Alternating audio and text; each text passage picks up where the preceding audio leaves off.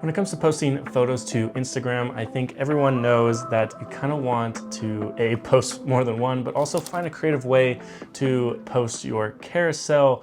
And there's a myriad of different ways and apps that you can use to do this. But I thought in today's video, I would go over kind of my thoughts and processes when it comes to posting carousels to Instagram and kind of the layout that I prefer and have found success with. So let's get into it. All right, so let's talk about the layout of my carousel that I use for all of my photo posts. It is a 5-post carousel, but it has about, let's see, 9 photos in it, I think, if I'm counting right. So I usually have 3 full images that take up the entire 4x5, and then 2 stacked layout images that usually have between 3 or 4 images in each of them. And the way I lay it out is I have a full image, a stacked image, another full image, stacked image, and then end with a full image. Now, this could quite easily be the end of the video. And it's like, okay, that's how I do it. Those are, that's my layout for Instagram, what I use, but there's a lot more thought that goes into it on the back end and how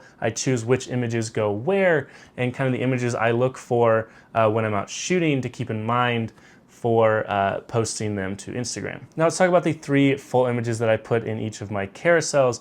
Now these tend to be what I believe to be like the strongest images. These are the ones that I dedicate an entire section in the carousel to because I think that they're some of the best from the shoot.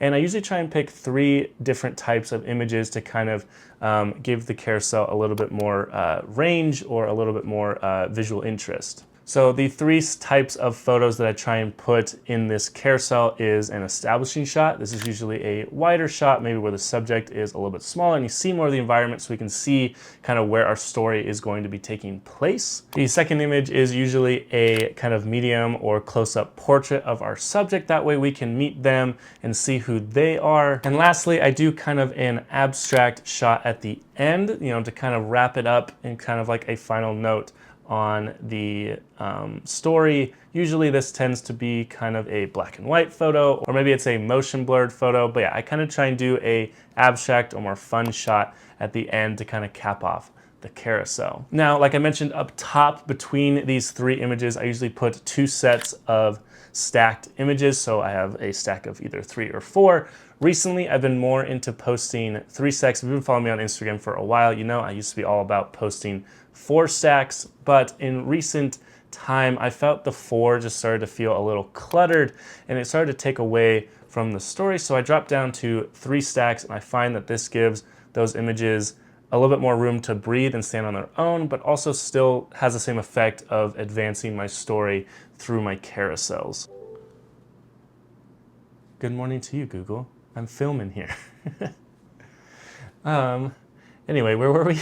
So when it comes to these stacks, the things I like to keep in mind is to not stack images that are all similar in like focal length or style.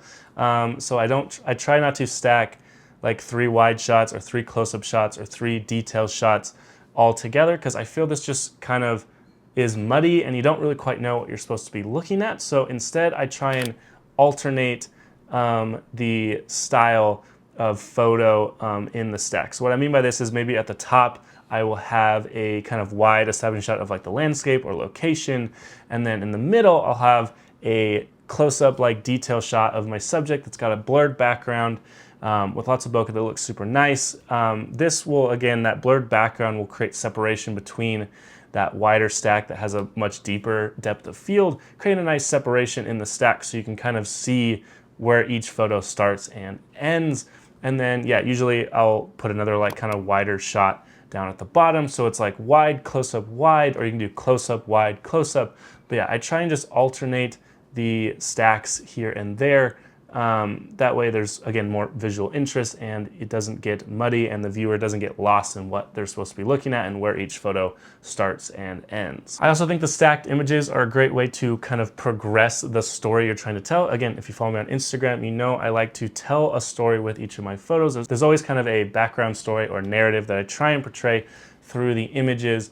And so these stacked images are a great opportunity to put in details or shots of the environment that kind of flesh out this narrative that you're trying to tell with these images, and keeping them from being boring. All right, next thing I usually will do to kind of tie everything together is to give my series a name. Now, I am someone who has a fine art background. Before photography, I was a painter, and of course, when you're a painter, you got to name all your paintings once you finish. So I kind of approach my photography the same way. Once I finish a series, I like to name it, and then I use the first post in my carousel as kind of a cover photo to kind of introduce the narrative that I'm going to be telling in the next 4 photos preceding it. So on that cover page, I'll usually put a title.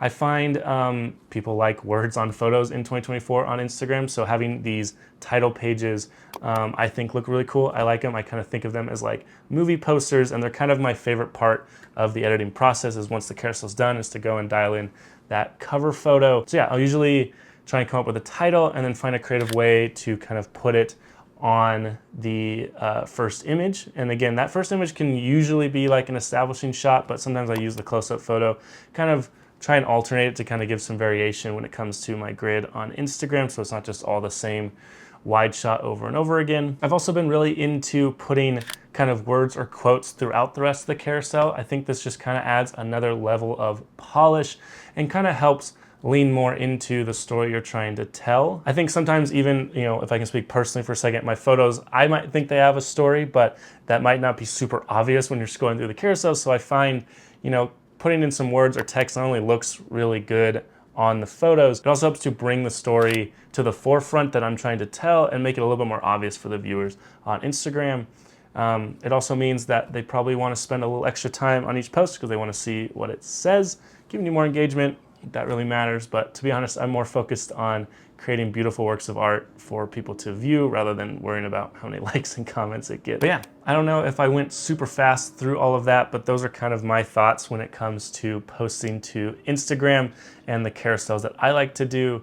I think it's important to kind of find your style and kind of like settle into it. Again, this is something in this kind of current state of my photography. I'll probably keep refining over time, but right now I feel like I'm in a good spot when it comes to how I post to Instagram and the carousels I do.